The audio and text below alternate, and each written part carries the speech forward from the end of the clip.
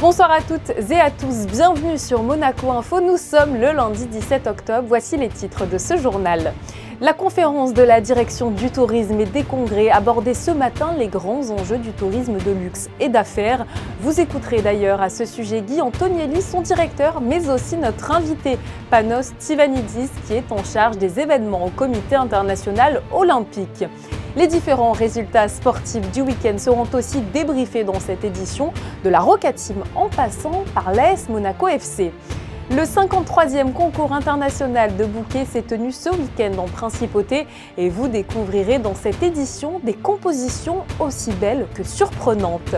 Notre deuxième invité ce soir sera Tigran Yegavian. Il sera présent demain à la maison diocésaine à l'occasion d'une conférence sur les minorités chrétiennes d'Orient. Et pour finir, on vous emmènera à New York où le chef monégasque Alain Ducasse était présent. Il participe au 15e Festival des vins et de la gastronomie aux États-Unis. Vous en aurez à coup sûr l'eau à la bouche. Mais nous débutons cette édition avec notre série de reportages consacrés aux déplacements princiers en Espagne. Direction cette fois-ci Madrid où le souverain s'est rendu au siège du Conseil supérieur des recherches scientifiques. Il est allé y découvrir les nombreuses expéditions du prince Albert Ier réalisées dans le pays. Vanessa Dessy vous en dit plus sur des images d'Alexandra Marangoni. Il est le principal organisme public de recherche en Espagne. Le Conseil supérieur de la recherche scientifique réalise des études grâce à une centaine de centres répartis dans tout le pays. L'organisme a pour mission de promouvoir la culture scientifique, de publier des recherches et de réunir des experts mondiaux. Le souverain a été accueilli au siège du Conseil supérieur des recherches scientifiques afin de découvrir une présentation sur l'océanographie espagnole au temps du prince Albert Ier. Avec une formation dans la marine royale espagnole jusqu'à la création de la commission scientifique pour l'exploration de la Méditerranée, le prince savant a largement contribué aux avancées scientifiques. Particularly in oceanography, it's a key action because he was promoting oceanography all over Europe, and he came to Spain. He loved Spain. He was 3 years in Spanish vessels. He was really strong sailing in our army. And he pushed because he had this strong scientific interest in oceanography, and he had the connections with King Alfonso XIII. He made the king to be interested in this specific. He was a key person in the foundation of the Spanish Institute of Oceanography. Une exposition commémorative dédiée au rôle joué par le prince Albert Ier en Espagne dans le domaine de l'océanographie était également proposée, l'occasion de rappeler les liens forts entre les deux pays. C'est surtout un vrai plaisir de toucher ici en Espagne ce lien entre le passé, le présent et le futur de l'océan avec l'héritage du prince Albert Ier qui se perpétue aujourd'hui avec celui du prince Albert de Monaco. Le fonds patrimonial de l'Institut océanographique nous a permis de fournir un certain nombre d'images que nous appelons les plaques de verre, qui sont de très vieilles photos sur des plaques de verre que nous stockons et que nous pouvons sortir et offrir en témoignage comme ça pour ce type d'exposition. Et pour clôturer ce déplacement officiel à Madrid, le souverain a rencontré Felipe VI, le roi d'Espagne, à l'occasion d'un déjeuner. Merci beaucoup à vous, Vanessa Dessy. La réunion annuelle des bureaux de promotion à l'étranger de la DTC a débuté ce lundi. À cette occasion, une conférence a eu lieu ce lundi matin au Novotel en présence du ministre d'État et de son ministre des Finances et de l'Économie. Étaient présents également des professionnels du tourisme de la Principauté. Tous voulaient débattre sur le futur du tourisme de luxe et d'affaires à Monaco. Je vous propose d'écouter d'ailleurs à ce sujet Guy Antonielli au micro de Fabien Bonilla. Il nous a semblé essentiel de faire un point. La crise Covid existe toujours dans de nombreuses parties du monde, mais elle est beaucoup moins prégnante sur nos activités quotidiennes. Et nous souhaitions faire un point sur les mutations qu'a connues l'industrie du tourisme. Mutations qui soient ponctuelles ou mutations qui nous marquent des changements essentiels dans l'avenir. Et donc ce panel devait contribuer à éclairer l'ensemble de l'industrie touristique de la Principauté sur ces phénomènes. Notre invité faisait partie des intervenants de cette conférence intitulée donc « Réflexion sur le futur du tourisme de luxe et d'affaires ». Bonsoir à vous, Panos Tsivanidis. Bonsoir. Vous êtes donc le directeur des événements du Comité international olympique. Un mot justement sur la conférence de ce matin. On a entendu Guy Antonielli il y a quelques instants. Les débats ont été, je crois, vraiment très enrichissants. Mais écoutez, déjà la plateforme Monaco, c'est une marque qui est déjà très bien reconnue dans le monde entier.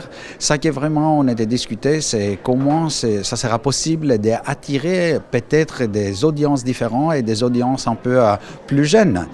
Il faut aussi un peu sortir de cette perception que le Monaco c'est uniquement pour le luxe. Monaco a beaucoup à offrir et une communication autour de tout ce qui est possible à offrir et dans toutes les différentes industries et de différentes générations, c'est, je crois, primordial. Une question sur le poste que vous occupez. Quels sont les défis auxquels vous êtes confrontés peut-être quotidiennement dans l'exercice de vos fonctions au sein de cette grande famille olympique ?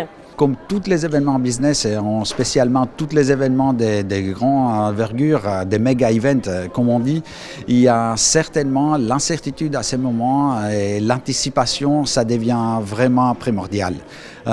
Les décisions aussi, qui sont des décisions beaucoup last minute, c'est aussi quelque chose additionnel comme un point de pression.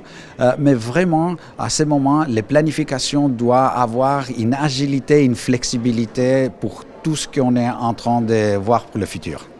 Un mot sur la théorie des 3 T qui vous est chère, je crois, Time, Talent, Technology. Oui, écoutez, ça c'est les 3 termes qui sont très proches de mon cœur, si je pourrais dire comme ça. Spécialement Time. C'est vrai que tout le monde à ce moment, il a besoin du temps pour lui et le temps à consacrer dans un événement, ça devient de plus en plus petit et les gens, ils réfléchissent beaucoup avant d'investir leur propre temps dans un événement. Après, dans les talents, vraiment, les talents pour moi, c'est quelque chose qu'on doit, autrement, on doit responsabiliser et donner le pouvoir aux jeunes. Les jeunes, ils savent d'office des trucs que nous, on essaye de planifier. Et je donne toujours l'exemple de durabilité. Nous, on essaye toujours dans nos événements d'amener de la durabilité, de faire les planifications, de mettre des stratégies. Les jeunes, ils sont nés avec la notion de durabilité. Alors, il ne faut pas qu'ils essayent. Ils vivent dans la durabilité. Alors ça, c'est un exemple que si on fait confiance aux jeunes, si on leur donne un peu plus de responsabilités, mais ils vont nous amener des solutions que peut-être nous, on cherche encore. Et finalement, la technologie, ça avance tellement vite qu'en général, dans le monde des événements, on essaye de suivre les tendances. Quand dans la réalité, de nouveau, on doit être toujours devant. Et ça, c'est compliqué avec la vitesse de la technologie. Alors on l'a compris, il y a vraiment une nécessité de confier des tâches plus stratégiques à la jeunesse, mais plus généralement, comment pouvons-nous faire les choses différemment peut-être aujourd'hui dans le secteur de l'événementiel ? Écoutez, déjà, on doit comprendre que le monde des événements et des manifestations a changé depuis Covid et a changé pour toujours. Alors, on utilise beaucoup la terminologie événements hybrides. Alors, les événements hybrides, ils sont là, ils vont rester, mais ils vont quand même s'évoluer. Et quand on parle d'une évolution, c'est qu'à ce moment, un événement hybride, c'est un événement en présentiel avec quelques participants qui sont dans un autre endroit quelque part dans le monde. Là, par contre, l'expérience, ce n'est pas la même chose. Alors, je crois qu'on va voir une évolution, que ça sera plutôt une évolution dans les côtés de l'expérience du participant qui ne peut pas être là en présentiel. Mais par contre, on doit être très clair. L'être humain a besoin de se rencontrer en personne. Alors, les événements présentiels, ils vont continuer à exister, jouer un rôle très important, avec peut-être une tendance, vu tout ce qui se passe autour de la durabilité des efforts que chaque individu il fait, une tendance des événements présentiels qui vont être un peu plus longs en durée. On ne va plus voyager dans les 4 coins du monde pour des événements de 1 ou 2 jours. Ce que vous venez de dire fait écho à ma prochaine question concernant les déplacements justement des personnes qui sont présentes aux événements. Quelle doit être la place de la cause environnementale dans ce domaine ? énorme. Alors là, je crois que tout le monde, il essaye de faire le mieux possible. Et on commence par les villes, par les destinations, par les centres de convention, par les compagnies aériennes, les sociétés, les organisations. Tout le monde, vraiment, la cause est très claire et les efforts sont vraiment très, très importants. Et on va y arriver. On va y arriver parce qu'exactement pour la première fois, on est tous ensemble et on veut tous arriver au même but et au même objectif. Merci à vous, Panos Tsivanidis, d'avoir été avec nous ce soir sur Monaco Info. Merci beaucoup. En basket, l'AS Monaco a enchaîné une nouvelle victoire ce week-end. La Rocket Team a dominé Paris hier 95-91 avec un Mike James des grands soirs. Elle reste donc invaincue en championnat. Comme la saison dernière, cette affiche inédite a été délocalisée. Cette rencontre s'est en effet déroulée dans le temple du tennis français à Roland-Garros. Regardez ce reportage sur place d'Émilie Rousseau et de Jean-Alexandre Dordet. Organisation XXL pour accueillir l'affiche de la 5e journée de Betclic Elite. La terre battue de Roland-Garros a laissé place à un parquet installé en un temps record. 20 heures auront été nécessaires pour transformer le cours Philippe Chatrier en salle de basket. La seule couleur ocre que l'on peut voir sur le terrain est celle du ballon. C'est donc dans cet écrin somptueux que le Paris Basket recevait Monaco, l'actuel leader du championnat. Le choc des extrêmes car les Parisiens n'ont pas encore remporté une seule rencontre de Betclic Elite cette saison. Ils comptaient donc débloquer leur compteur à Roland-Garros lors de ce match événement. Et c'est justement porté par les quelques 10 400 spectateurs que Paris prend l'avantage dans le premier quart-temps. Seul Mike James score pour la Rocket Team. La défense monégasque est aussi au rendez-vous, mais le tableau d'affichage est toujours en faveur des Parisiens, 16-10 après 10 minutes de jeu. L'intensité monte crescendo, on assiste à un combat de haute volée. Makoundou fait parler toutes ses qualités au début de ce deuxième quart-temps. Les Parisiens ne sont pas en reste et font le show devant leur public. Monaco reviendra au score grâce à Jordan Lloyd.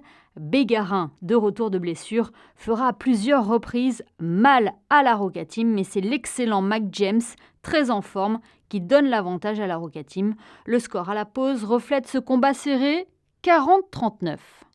Le retour au vestiaire aura été un déclic pour les Monégasques. Moerman est agile aux 3 points. Okobo y met aussi de sa patte. L'écart se creuse, mais Paris ne se laisse pas démonter et montre un visage déterminé. 73-68 à l'issue du 3e quart-temps. La partie est toujours à l'avantage de la Rocket Team, mais le suspense sera à son comble. Les deux équipes se rendent les points. D'un côté, Mike James qui fait parler de son talent. De l'autre, les Parisiens qui résistent et qui n'ont pas dit leur dernier mot, à l'image de Toupane qui fera lever le cours Philippe Chatrier. Monaco inquiété, mais Monaco pas abattu sur la dernière remise en jeu. Okobo récupère la balle.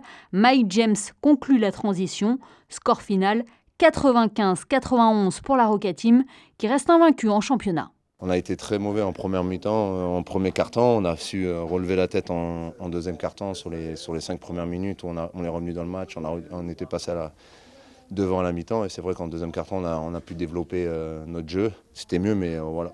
Malgré ça, ils reviennent dans le 4e quart-temps. Mais le plus important, c'est la victoire. 5 victoires en autant de rencontres. Voilà le bilan de la Rocket Team, seule en tête de la Betclic Elite. Les joueurs d'Obradovic s'apprêtent maintenant à vivre une semaine dense, rythmée par 2 rencontres en Euroleague notamment. La première ce mardi, face au Maccabi Tel Aviv. Like it's another game, another opportunity again, to continue in a good way, like also in EuroLeague.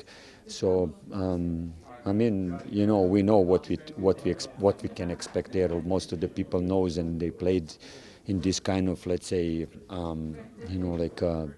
atmosphere. It's not gonna be easy, especially the previous game. They didn't play the best, so at home, here with their fans, probably it's going to be harder. Maccabi Tel Aviv, Monaco, c'est ce mardi à 20h05. Ce match d'Euroleague sera d'ailleurs diffusé en direct sur Monaco Info à partir de 20h05 avec aux commentaires Stéphane Brun et David Cosette. Une semaine après sa belle victoire sur la pelouse de Montpellier, l'AS Monaco FC accueillait le Clermont Foot avec un objectif, poursuivre la série d'invincibilité. Rapidement réduit à 10, les Monégasques ont malheureusement concédé le match nul 1-1. Un coup dur, c'est vrai, pour les hommes de Philippe Clement qui devront vite se remobiliser pour le prochain match prévu à Lille ce dimanche 23 octobre. Le LOSC qui est en concurrent direct et qui est seulement à 2 petits points de l'AS Monaco FC au classement général de la Ligue 1 Uber Eats. La 14e édition de l'Africa Eco Race s'était lancée ce samedi 15 octobre. Il était 19h environ sur le port Hercule lorsque Jean-Luc Reichmann, le célèbre animateur de télévision et comédien français, a donné le signal de départ.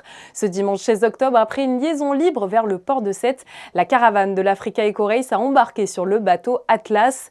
Direction Nador, dans le nord du Maroc, où le débarquement est prévu ce mardi aux aurores. Dès les roues posées sur le sol africain, les choses sérieuses commenceront avec une première étape composée d'une course spéciale sur la route du sud marocain.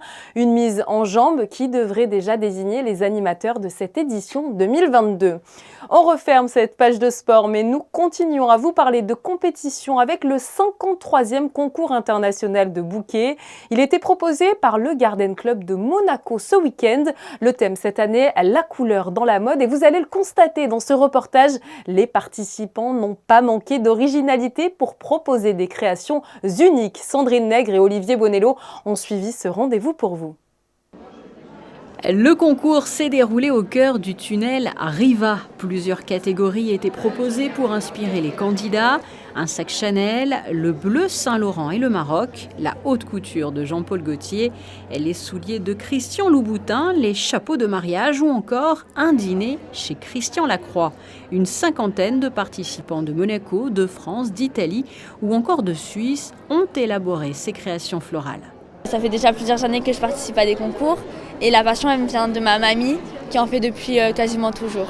J'ai réalisé un chapeau de mariage pour le thème le chapeau de mariage avec des stakis pour la couverture, des aspidistras, des orchidées et là c'est du formium pour faire une espèce de dentelle. Tout a commencé avec l'expo à Grimaldi Forum. J'ai beaucoup aimé, énormément aimé, mais sachant jamais que le Garden avait ça comme thème, le boutin.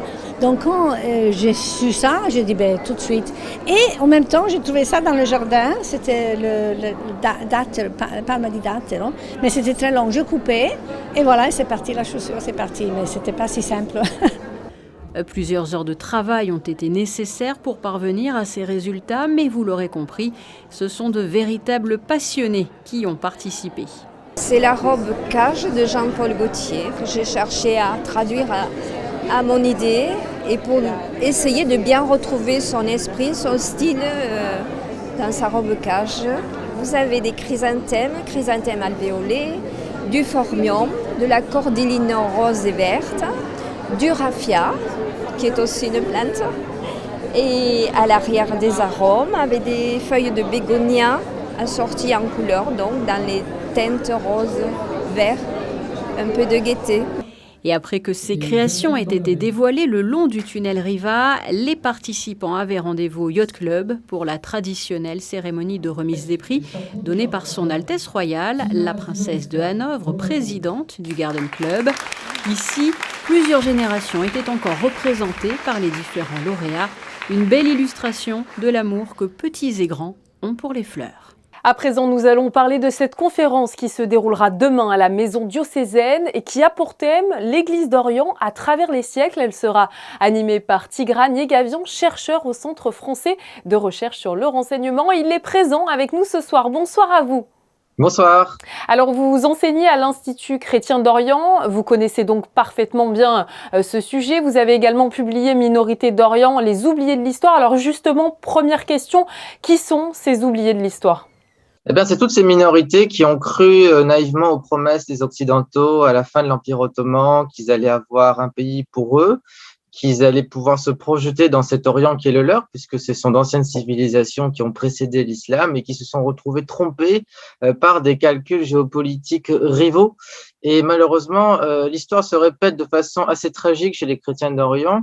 On a pu le voir avec l'épisode tragique justement de Daesh, le génocide des Arméniens, la guerre au Karabakh, plus récemment entre l'Arménie et l'Azerbaïdjan. Et il m'a semblé utile d'avoir une lecture géopolitique réaliste et critique d'un sujet qui est absolument fascinant parce qu'il n'est pas uniquement confessionnel. C'est une question d'un écosystème qui doit survivre à la mondialisation, à un monde de plus en plus dangereux, et de se poser des questions. Quelle est l'utilité, justement, quel est le rôle de ces chrétiens orientaux dans nos civilisations occidentales? Comment aujourd'hui rétablir justement une vraie pensée collective internationale autour de ces minorités qui ont beaucoup souffert à travers les siècles et qui continuent de souffrir? Bien, moi, je pense que c'est une question de conscience, déjà une prise de conscience de la part de nos dirigeants, de savoir que c'est pas seulement une question religieuse, mais de penser qu'un Orient sans les chrétiens, sans les yézidis, sans les druzes, sans même serait l'Afghanistan. Voilà. Donc là, on parle vraiment d'un enjeu de stabilité et de démocratisation, de citoyenneté. Ce sont vraiment les mots-clés qu'il faut avoir en tête. Quand on parle de défendre les chrétiens d'Orient, on ne le défend pas parce qu'ils sont chrétiens, mais parce qu'ils ont un rôle très précisément de cimenter les sociétés dans lesquelles ils vivent, puisque nous avons des réseaux d'écoles chrétiennes où la majorité des élèves ne sont plus chrétiens, mais plutôt musulmans. Et dans ces écoles-là, on leur apprend notamment le vivre ensemble, on leur apprend les valeurs de la francophonie, notamment une certaine forme de laïcité. C'est des choses qu'on n'a pas forcément en tête parce qu'on est très, dans un monde franco-centré, mais il faut comprendre que la France doit se servir de ces relais pour pacifier ces sociétés et surtout comprendre qu'une bonne santé des chrétiens d'Orient, c'est un bon baromètre pour la démocratisation de ces sociétés.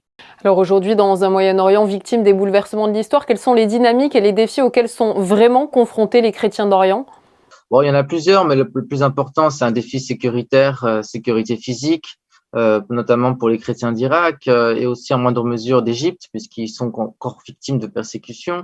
En Syrie, le problème se pose à la fois en termes physiques, puisque vous avez la Turquie qui essaye de chasser les Syriaques, les Assyro-Chaldéens, les Arméniens du Nord, là où il y a un contrôle notamment kurde. Et puis, un défi, je dirais, aussi alimentaire, social, parce que ce sont des pays qui sont profondément meurtris par les guerres et par le régime des sanctions, notamment en Syrie.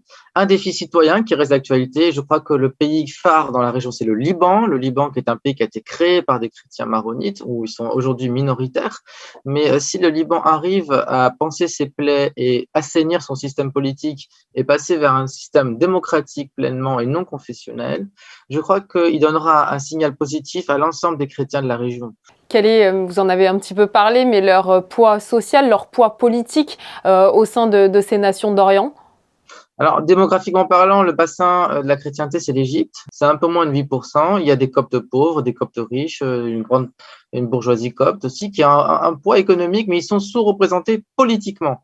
Alors, paradoxalement, le pays où ils sont le mieux lotis, c'est pas le Liban, c'est pas la Syrie, c'est pas l'Égypte, c'est la Jordanie. La Jordanie, qui est un pays musulman à 15%, je crois. Enfin, en tout cas, les chrétiens sont que 200 000.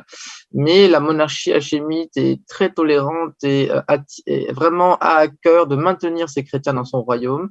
Donc, je crois que il ne faut plus penser en termes de minorité démographique, mais en termes de citoyenneté. Il y a une très belle phrase d'un écrivain libanais qui disait, Rachid Daïf, qu'il ne voulait plus être une minorité, mais une nuance. On a souvent l'habitude de diviser l'Orient en religions. Moi, je pense qu'il faut impérativement comprendre que les chrétiens sont vraiment des acteurs de la modernité arabe, comme ils l'ont été au XIXe siècle avec la Renaissance arabe, la Nahda.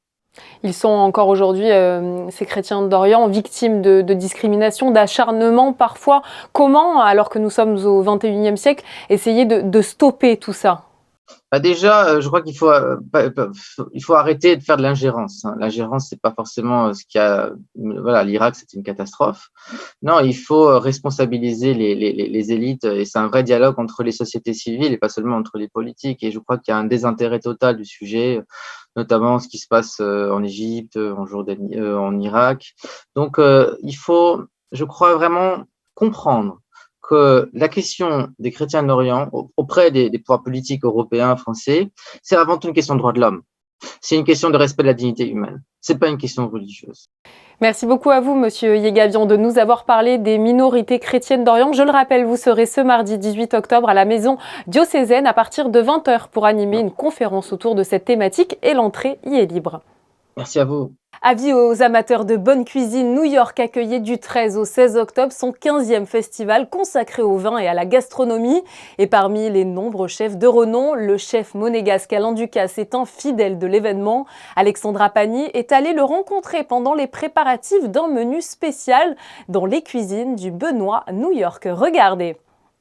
En passant devant ce restaurant de la 55e rue, des musiques françaises nous interpellent et nous font dès l'entrée voyager jusqu'au pied de la Tour Eiffel. Nous sommes pourtant bien en plein cœur de New York. Depuis presque 15 ans, le chef monégasque aux plus de 20 étoiles, Alain Ducasse, a installé ce petit bout de France ici à Manhattan. C'est toujours un grand plaisir de venir à New York, en particulier pour ce Food & Wine Festival qu'on a initié. On est des fidèles, on a été embarqués et depuis toujours, on en profite pour rencontrer des jeunes chefs américains. Maintenant, c'est des jeunes chefs étrangers. Voilà, je suis un fidèle. Et Benoît, à New York, on est là bientôt depuis 15 ans.